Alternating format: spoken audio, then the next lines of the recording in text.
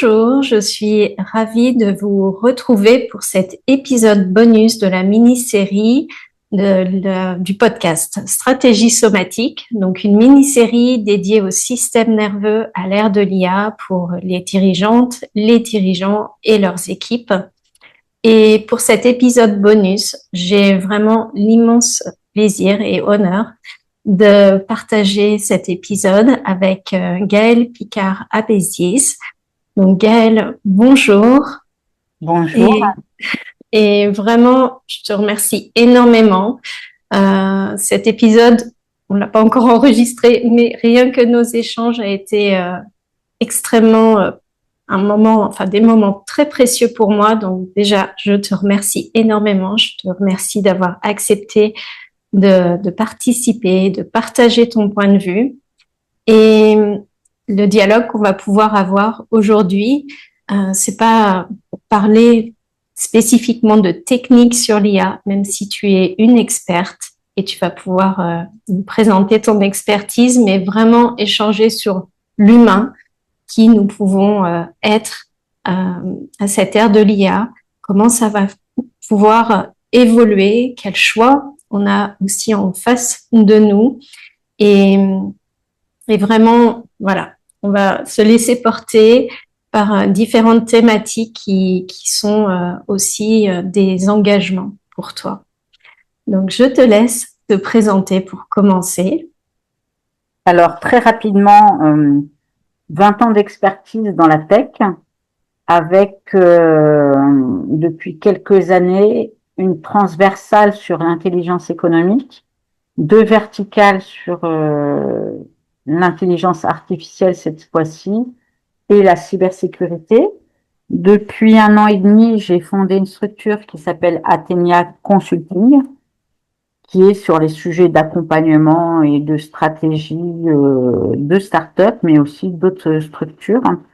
En France et à l'étranger, ça m'était cher. Pourquoi? Parce que j'ai eu la chance de grandir au Maroc, d'avoir une grand-mère anglaise, de passer 2 mois par an petite en Espagne, et un goût du voyage très prononcé parce que justement, dans le faire ensemble et faire corps, je pense que l'ouverture aux autres est importante et la connaissance des différences pour mieux les comprendre.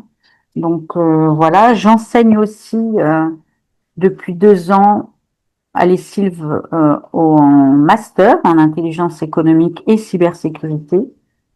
Depuis 1 an, j'ai intégré un lab d'innovation d'un cabinet d'avocats qui a eu l'intelligence sur un sujet vraiment très spécifique et à enjeu pour notre société que sont les deepfakes, de réunir des cabinets d'avocats et on va dire des experts sur le sujet à travers le monde, de les faire réfléchir ensemble et de publier un livre blanc chaque année.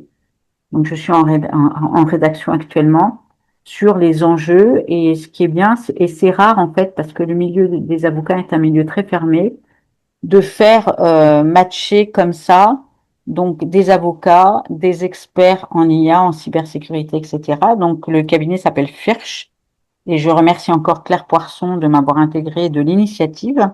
Et puis je suis senior advisor de 2 startups en IA, une sur Paris, une sur Lyon.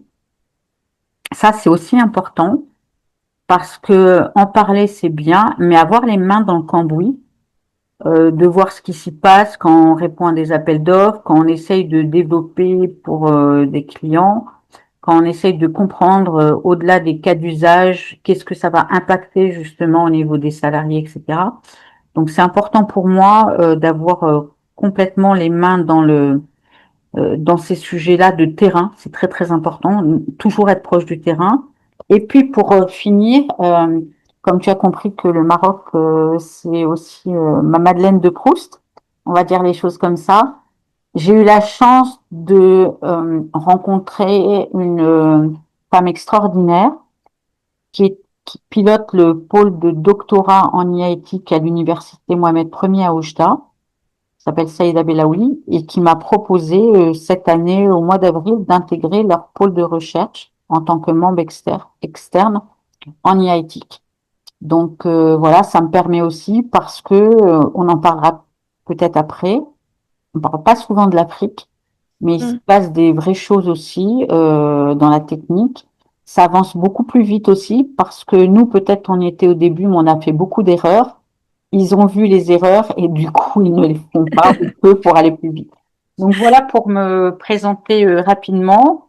On dit souvent que j'ai un parcours atypique. C'est vrai, mais parce que je suis souvent partir de feuilles blanches et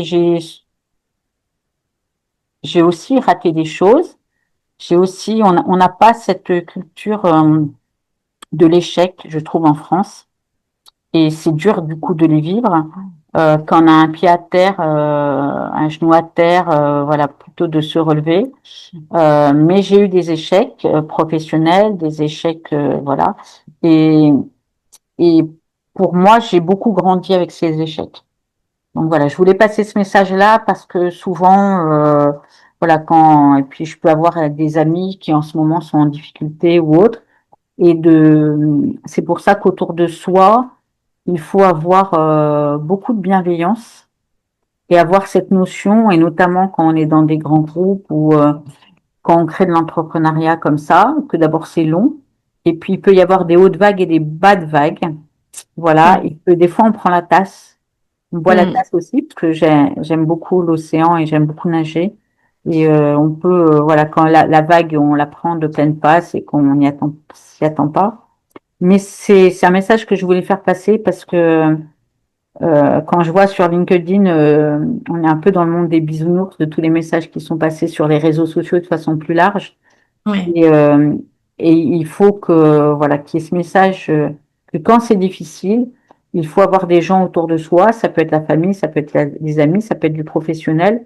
Mais voilà, des petites cannes, on va dire, sur qui se poser ou un banc où on s'assoit quelques temps, on discute avec la personne qui est là à ce moment-là. Et ça nous permet souvent de rebondir. Voilà, je clôture là-dessus.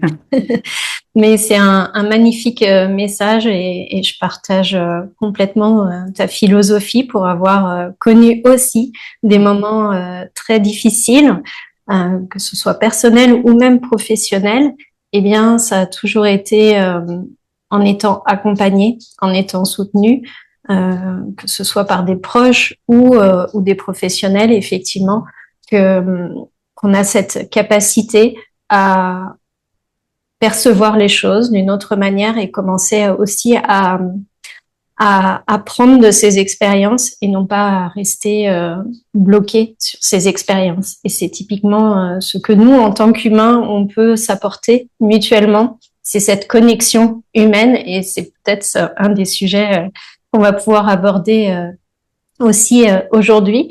Et justement, excuse-moi, Carole, si tu me le Oui, permets, vas-y, j'ai eu la vas-y. chance d'avoir une prof de CM2 à Agadir qui nous faisait beaucoup lire hein, à l'époque et qui d'ailleurs nous faisait des fois lire des livres qui n'étaient pas des livres de CM2. Et elle m'a fait découvrir Joseph Kessel avec le lion et en faisant notamment, on avait chacun un focus à faire autour du Kenya. Et il y a une phrase de Joseph Kessel que j'aime beaucoup qui dit, il y a des chemins que l'on suit sans savoir pourquoi, mais qui nous mènent à l'essentiel. Hmm. Voilà, je voulais clôturer cette partie-là sur cette phrase. Ouais, moi, je confirme. C'est des expériences qui me parlent où on ne sait pas pourquoi on va dans une direction et en fait, il faut simplement le vivre et on comprend quelques années après pourquoi on est passé par ce chemin. J'avais aussi envie de mentionner, parce qu'on en a parlé, que tu es une personne qui se remet énormément en question, qui s'est de nouveau, qui continue à se former, comme si tu étais une débutante sur des sujets où, a priori, tu maîtrises.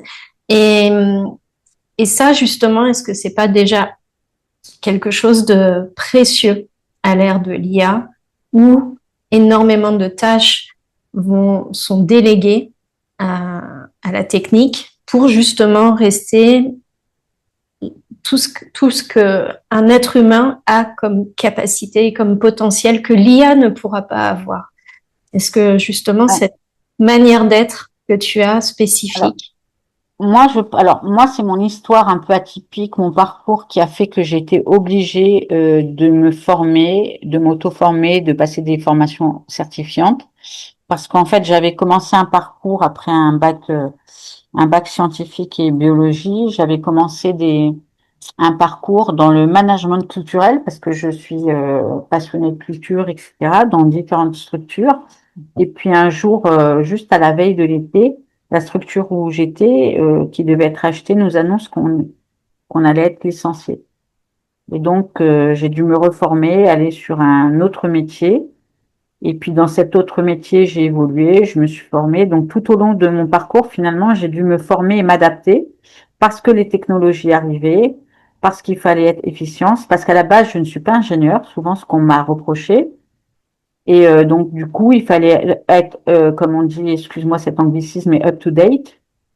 Et pour l'être, il fallait à la fois lire, rencontrer, se former, accepter que des fois, bah, sur certains sujets, soit j'avais pas envie d'aller parce que ça me plaisait pas, soit il fallait que j'y aille. Des fois, ça s'est fait un peu au forceps, on va dire les choses comme ça. Et je pense que justement, à l'heure de l'IA, et on le voit parce qu'aujourd'hui, il y a de grands groupes euh, qui recrutent des philosophes, qui Mm. recrutent des gens littéraires, parce qu'en France, souvent, lorsqu'on choisissait, alors ça n'a pas été mon cas, mais je l'ai vu avec des amis, quand on choisissait la filière littéraire, c'était comme une filière d'échecs, Mm. parce que les mathématiques, oui, les mathématiques sont importantes, et bien sûr que même si on fait une filière littéraire, il faut garder des heures de mathématiques, mais on a quand même, on peut avoir des visions différentes, etc. Et je pense que aujourd'hui, les gens qui ne se forment pas ou qui s'auto-forment, parce qu'on a la chance d'avoir des outils, et notamment par exemple au MIT aux États-Unis ou à Stanford, il y a des formations gratuites. Ce qui sont payantes, c'est la certification qu'il y a derrière. Mais quelque part, si on le fait pour monter en compétences, certification ou pas, on a fait la formation. Donc Mm. aujourd'hui, à l'heure justement de l'IA, à l'heure de tout ça, il y a énormément de capsules sur le net. Il suffit d'être curieux, d'aller les chercher. Des fois, des choses très chères, des choses moins chères, dans différentes langues. Et puis même si pour ceux qui ne parlent pas anglais, parce qu'il y en a beaucoup qui sont en langue anglaise, on va dire des choses comme ça, il y a des moteurs de traduction aujourd'hui qui permettent de suivre aussi, même quand c'est pas sa langue d'origine. Donc moi, je suis une fervente euh, défenseur du fait de dire, mais soyez curieux. Et si on est curieux, on se forme. Mm. Voilà, pour tout te dire, là, j'ai repris alors que ma grand-mère est anglaise et que je parle anglais.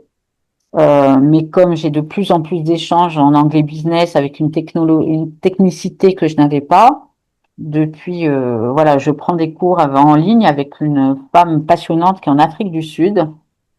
Voilà, et ça me permet à la fois d'avoir cette technicité, puis on partage aussi des choses au niveau culturel, et c'est d'une richesse à la fois humaine et de la richesse de ce que j'attendais, de la technicité en anglais américain, bref, anglo-saxon, euh, que j'avais perdu et que je suis en train de retrouver. Donc, Mm. oui, il faut prendre ce temps parce qu'en effet, c'est un temps.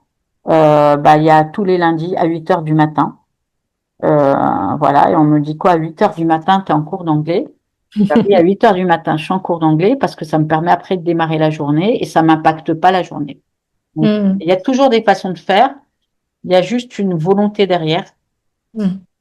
Voilà, et je pense qu'aujourd'hui, on a la chance, franchement, d'avoir tout ce qu'il faut à portée de main. Euh, Ne pas le faire est pour moi un mauvais choix.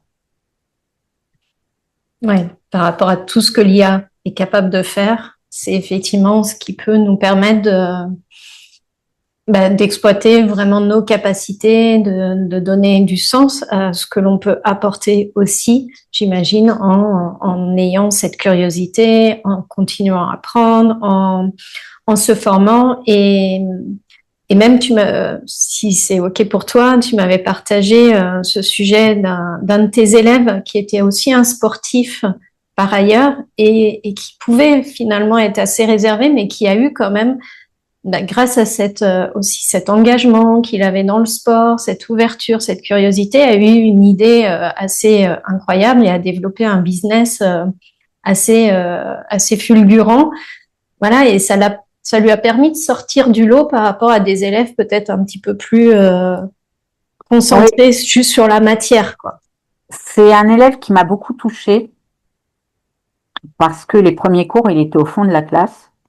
Et c'était il y a 2 ans et j'étais déjà tutrice de 2 élèves. J'essaye de prendre 2 élèves chaque année, des fois 3, mais bon. Euh, et il a voulu absolument que je sois sa tutrice. Et je me disais, mais pourquoi il est au fond de la classe, il est très réservé, il participe pas, etc. Et une fois que j'ai été sa tutrice et qu'on a échangé, etc., j'ai découvert une autre personne. Et c'est vrai que je l'avais accompagné parce que je lui avais dit qu'à son âge, il fallait déjà qu'il fasse un réseau, qu'il soit visible sur le net. J'ai découvert comment le sport l'animait. D'ailleurs, cette année, il a été champion de France dans sa discipline.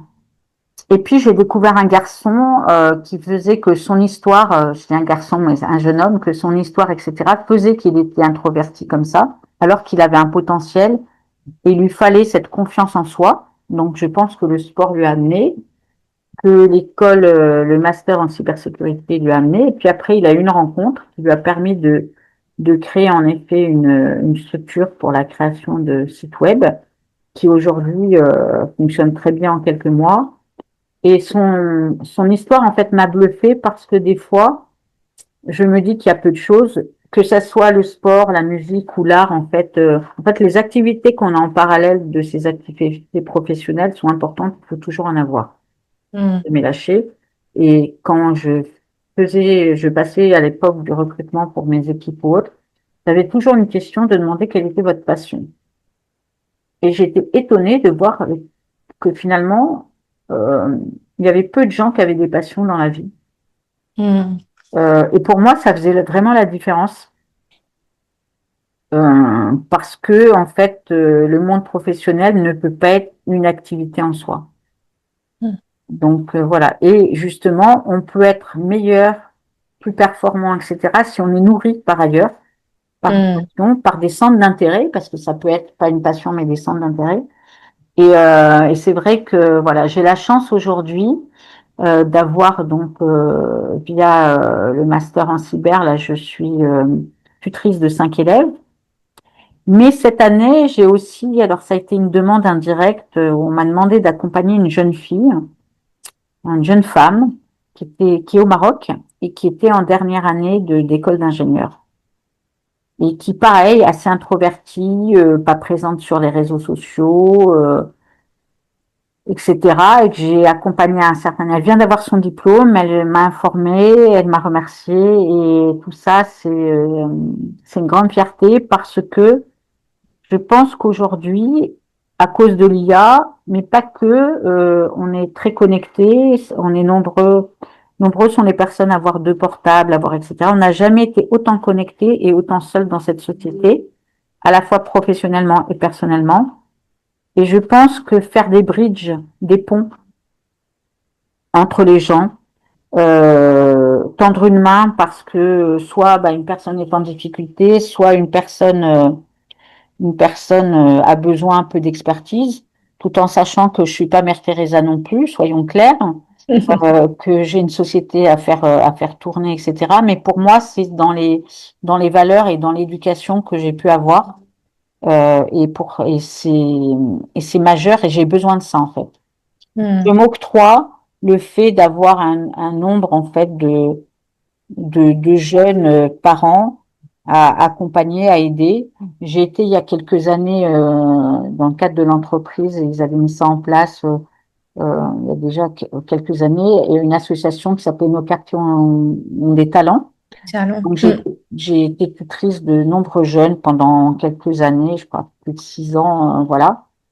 Ça n'a pas été facile parce que les gens venaient avec ils avaient sur leurs épaules en fait des sacs à dos des fois très lourds, très chargé d'histoire, voilà. Mais finalement, dès qu'on enlevait certains cailloux, les choses fonctionnaient très très bien. Et je pense que, alors moi, je n'ai pas eu la chance d'avoir un mentor jeune ou une. Et en fait, avec le recul, ça m'aurait beaucoup aidé. Hmm. Je pense qu'on devrait tous. Aujourd'hui, j'ai la chance d'en avoir, on va dire, deux, peut-être trois même, et qui sont de jeunes retraités qui ont eu des parcours un peu incroyables dans le monde de l'entreprise, et qui me donnent cette chance, qui du coup, lorsqu'on discute ensemble, m'ouvrent certaines fenêtres, me font réfléchir différemment. Et je pense que dans le faire ensemble, en fait, c'est majeur. Ouais. Je conseillerais à, il faut trouver les bonnes personnes qui sont sans jugement, avec beaucoup d'humilité, voilà, qui ont un peu de disponibilité, mais ça peut être un coup de fil une fois par mois, ça peut être un petit déjeuner à 8 heures du matin, parce que les 8 heures du matin fonctionnent pour continuer la journée. Mais c'est important parce que dans un monde où c'est chacun pour soi, un monde qui est très violent, on le voit avec les guerres aujourd'hui, un monde voilà où on fait pas de cadeaux, je pense que c'est important d'avoir ces petits moments d'échange. Hmm. Et ce que je ressens à travers ton témoignage, c'est qui s'explique physiologiquement, c'est qu'effectivement, nous, en tant qu'êtres humains, nos systèmes nerveux sont avant tout faits pour être connectés les uns aux autres. On a ce système qui est primitif et qui a besoin de se sentir, pour se sentir en sécurité, on a besoin de ce sentiment d'appartenance, d'être dans un groupe. Et c'est pour ça que ce que tu observes, qu'effectivement, on est connectés les uns aux autres, mais à travers les réseaux ou tout ce qui est technologie, en fait, nos systèmes nerveux ne connectent pas de la même manière que lorsqu'on est réellement présent, lorsqu'on entend notre voix, lorsqu'il y a cette présence de proximité. Et finalement, c'est un besoin primitif. On en a besoin pour être en Oui, sécurité et développer nos capacités. Et c'est pour ça que tout ce que tu reflètes résonne énormément avec une logique que, qui est imparable, qui existe et qui a toujours existé et qui ne va pas changer même si l'IA arrive dans nos vies. tout à fait, tout à fait. Et puis pour finir là-dessus, je dirais aussi se reconnecter à la nature, Mm. qu'on maltraite. On l'a vu là, avec ces feux partout en France, partout dans le monde d'ailleurs.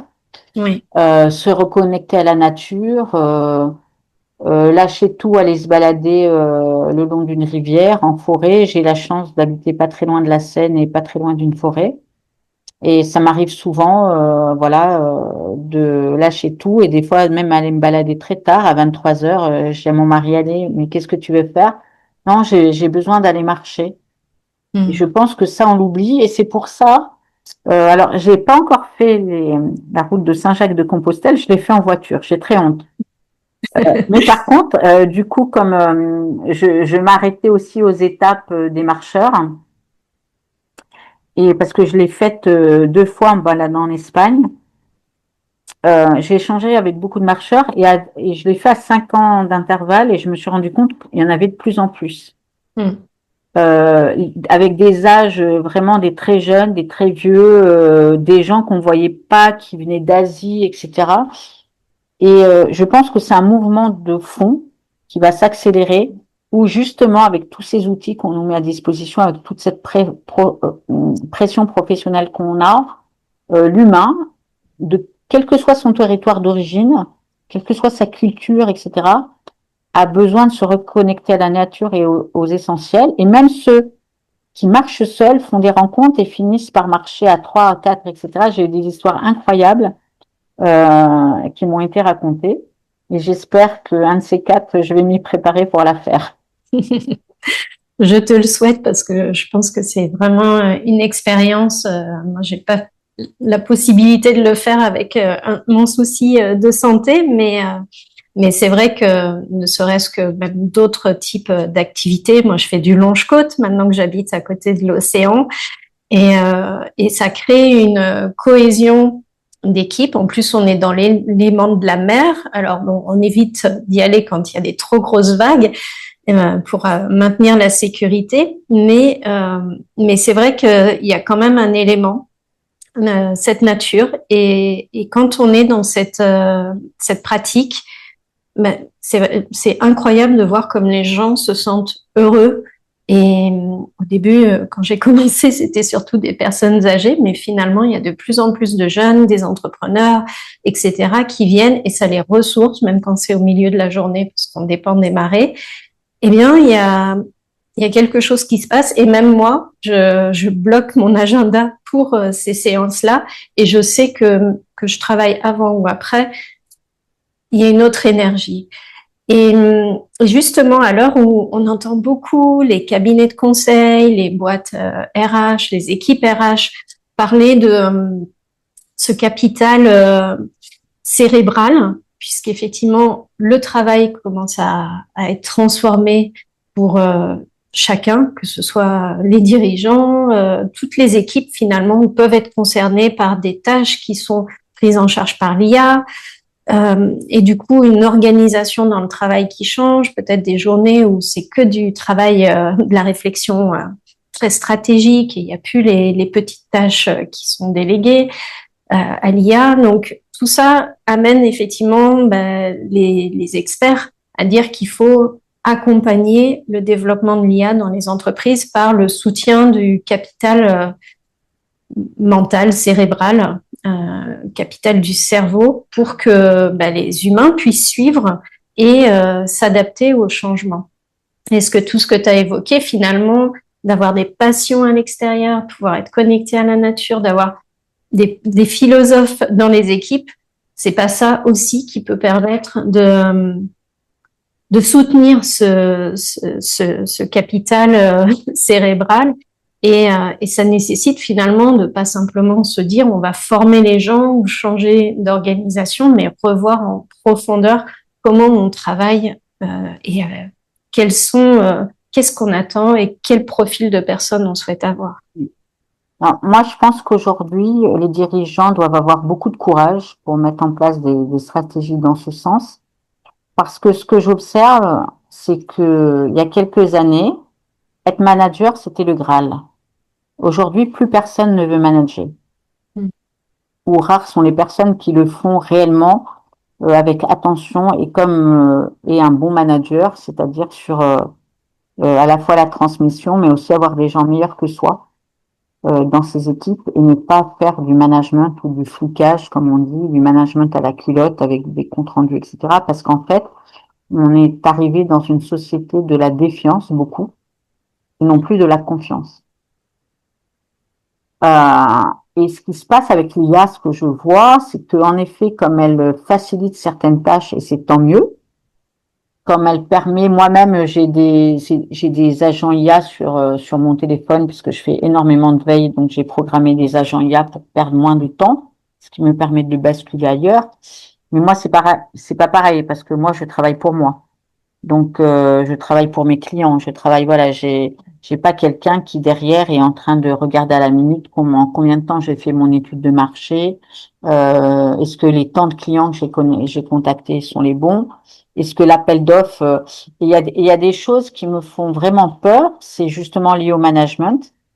Et je vois qu'il y a beaucoup de personnes en mal-être voilà, qui malheureusement ne peuvent pas pour des contraintes, parce que quand on est maman solo, quand on est chacun de son côté, qu'on est seul, qu'il faut payer un loyer, etc., on est obligé de rester dans la société, etc.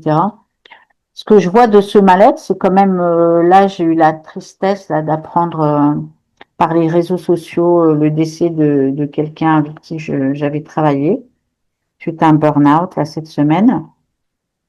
Bon, j'avais plus de nouvelles depuis le mois de janvier, j'avais essayé de l'appeler, etc. Je comprenais pas. Et je regrette qu'on n'ait pas reconnu le burn-out comme une maladie professionnelle. J'ai pas eu encore ce courage politique. Parce qu'il y a de plus en plus de personnes, ce sont pas seulement des personnes fragiles, c'est pas Mm. vrai. Je pense qu'au contraire, c'est des personnes qui sont très engagées dans la société et qui n'ont pas su mettre les limites et qui ont trop accepté et à un moment donné qui se sont sentis dépassés et qui n'ont plus su faire marche arrière. Et je pense que justement avec l'IA, le risque, c'est que comme on sait maintenant, et puis on le voit parce que les ESN par exemple sont énormément touchés par ça, comme faire une étude de marché, Répondre à un appel d'offres, ça devient de plus en plus facile. Sauf ce qu'on oublie, c'est que il faut quand même avoir la connaissance et le regard critique. Moi, ça me fait mal au bide, je peux dire les choses comme ça, parce que je vois et j'entends des commerciaux balancer des appels d'offres dans une IA pour qu'elle lui fasse sa réponse, alors qu'il est censé être le sachant, connaître son marché, connaître ses clients, avoir les axes de différenciation. Et ce que je vois aussi, c'est comme les IA écrivent des fois avec des wordings, des phrases courtes, on les voit sur LinkedIn, des mots des fois qu'on n'utilise même pas dans la vie de tous les jours, des mots qui veulent rien dire dans certaines phrases. Finalement, ils finissent par tous écrire pareil, répondre de la même façon sans axe de différenciation, et ça en devient absurde. Donc c'est ça qui me fait peur, et je pense que il y a de nombreuses entreprises qui n'ont pas encore mis des chartes de fonctionnement, du cadre, et puis ensuite beaucoup de pédagogie pour expliquer ça et d'accompagnement. Et c'est vrai que les RH, les DRH ont un sacré boulot devant eux, devant elles, parce que ce sont souvent des femmes, au-delà de la technique, et en effet de faire maîtriser cette compétence est importante, mais au-delà de ça, d'accompagner l'humain en fait. Ça c'est important. Mm. Ouais. Oui, et c'est vrai que bah, de toute façon, les entreprises ne fonctionneront pas que avec de l'IA, ou sinon ça sera vraiment quelque chose de bien triste. Donc, c'est une question de durabilité que de prendre en considération l'humain, mais en changeant aussi nos perspectives dans la manière de considérer l'humain et pas simplement sur la productivité comme on pouvait l'organiser précédemment. Ça nécessite au contraire bah, justement des gens qui savent se poser, qui savent être créatifs, qui savent échanger les uns avec les autres et pas simplement faire des tâches, comme tu dis, qui peuvent être finalement qui sont pertinentes à déléguer à l'IA pour le coup et garder une autre manière de fonctionner. Et si tu me permets, j'ai commencé la lecture là parce que je lis beaucoup d'un livre de Serge Tisseron qui s'appelle Machine éternelle, où en gros il revient sur le fait que les chatbots sont partout dans nos vies, que l'IA devient un GPS de la vie, on peut dire les choses comme ça, à la fois affective mais aussi professionnelle, et il évoque justement tous les impacts psychologiques que ça peut avoir derrière. Donc je suis tout juste au début de la lecture, donc je pourrais pas en faire dire ce que j'en sors, mais je le conseille parce que le début de cette lecture déjà est très très intéressante. Donc voilà, il est complètement dans le sujet Merci. que nous sommes en train d'aborder.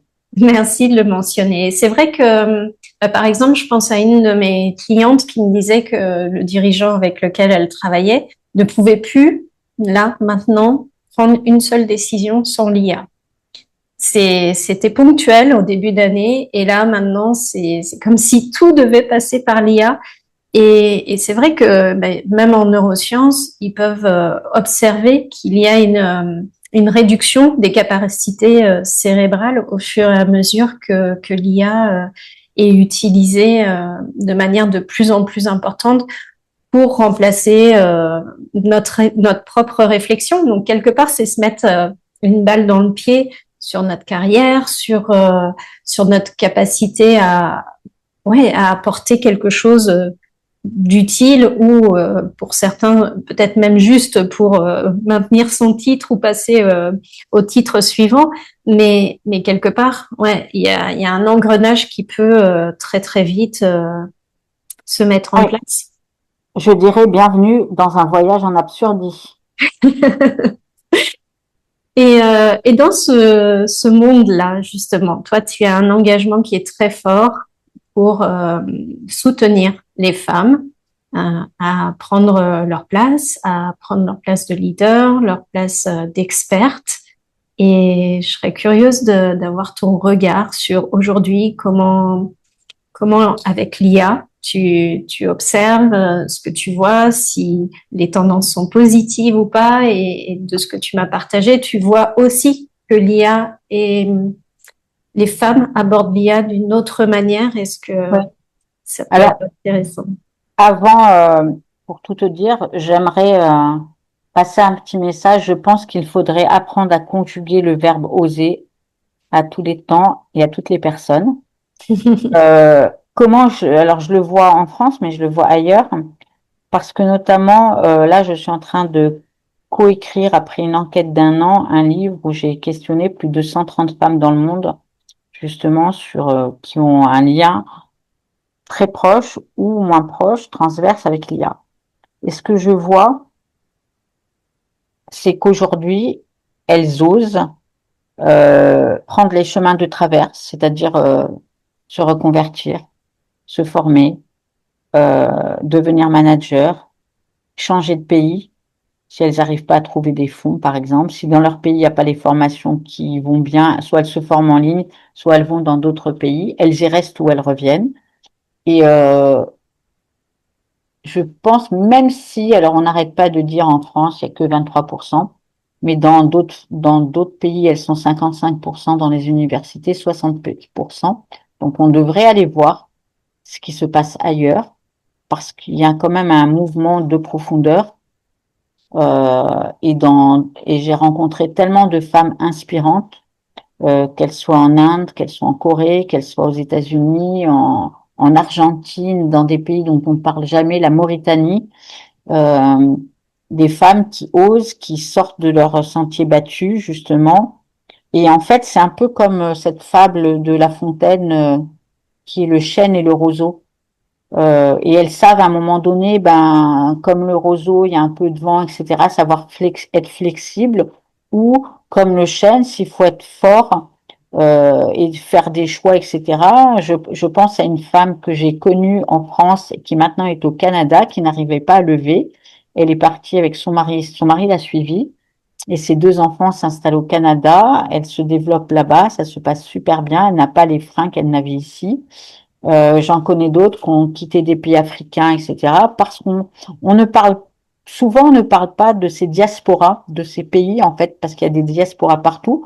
Nous avons nous aussi en France une diaspora importante à travers le monde, euh, de gens, d'ailleurs femmes et hommes, qui à un moment donné choisissent de partir pour se construire ou se reconstruire ailleurs pour des raisons X ou Y.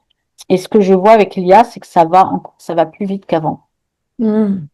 Donc, euh, Donc voilà, il faut juste oser à un moment donné le faire. Et puis surtout que le côté familial suive, parce que je Oui. pense que lorsque ça ne suit pas, ça peut être compliqué. Mm.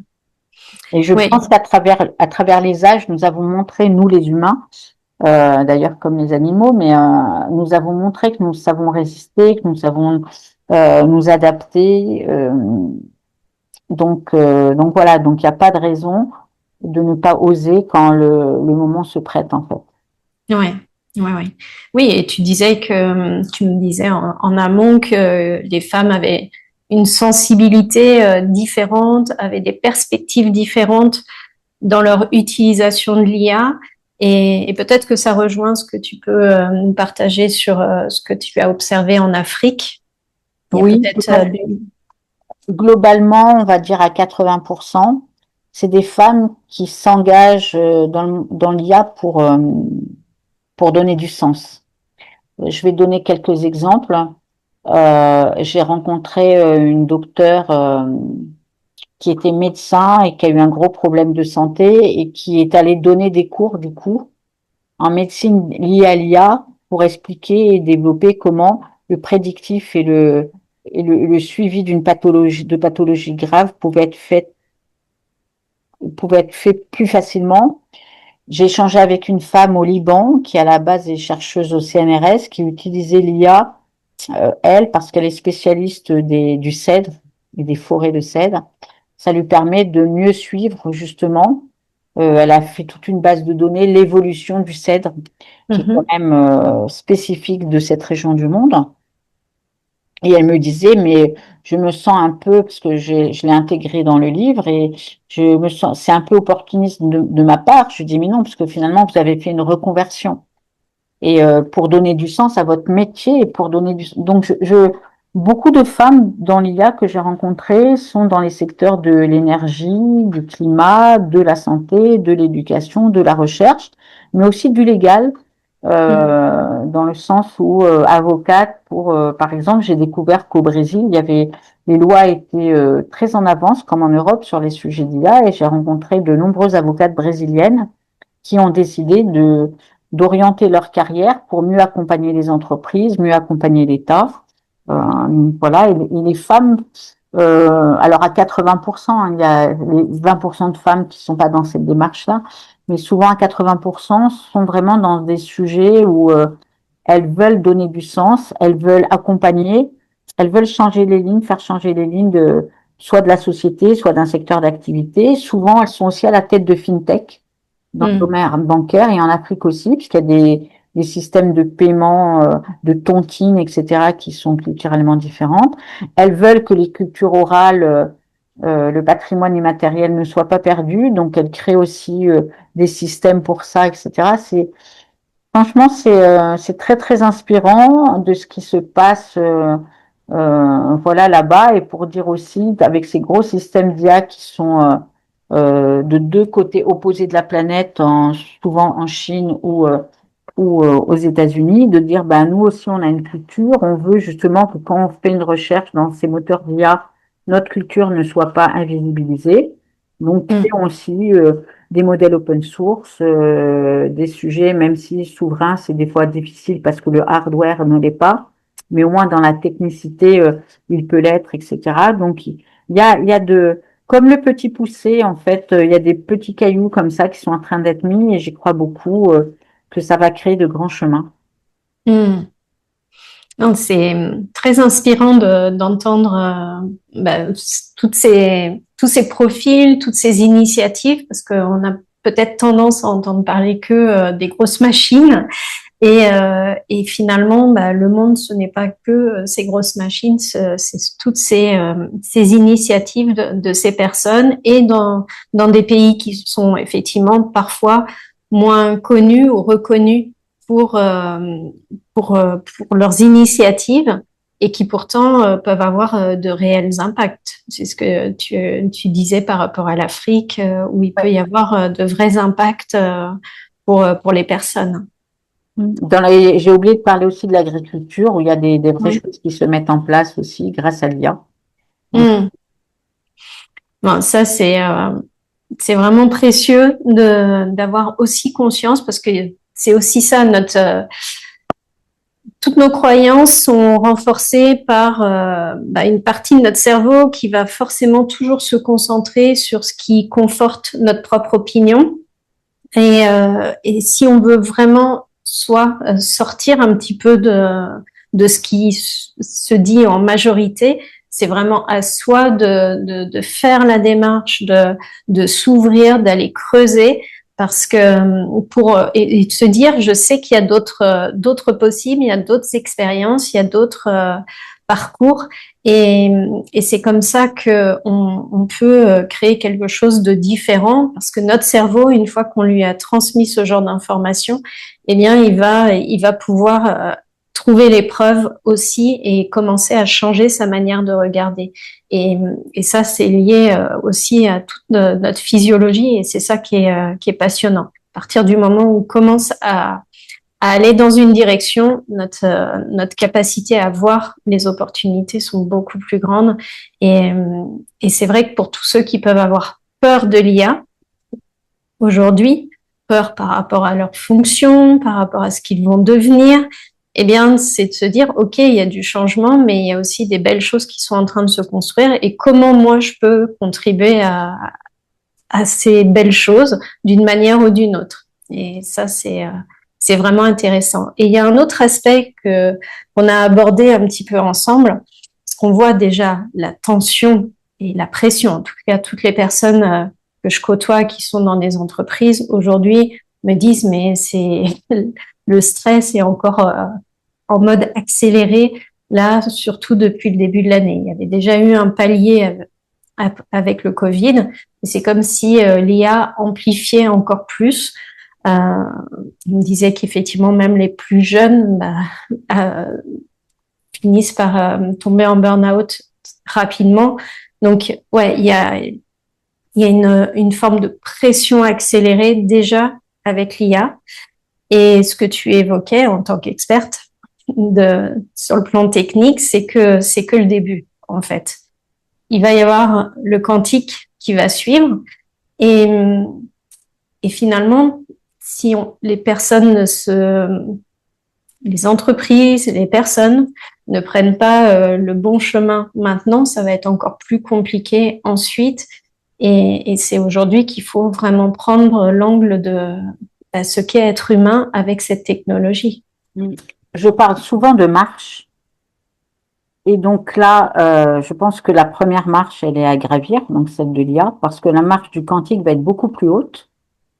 Et si on n'a pas gravi le premier étage, on n'arrivera pas au second étage. Donc voilà, c'est très symbolique ce que je dis, mais c'est pour faire comprendre. Je vois déjà des personnes complètement à la ramasse, alors que ça fait seulement novembre 2022 que les IA génératives ont été grand public. Donc ça va bientôt faire, ça fait bientôt 4 ans. Je vois déjà des gens être complètement à côté de la plaque ou complètement, comme tu dis, en mode stress, puissance 10. Donc qu'est-ce que ça va être demain?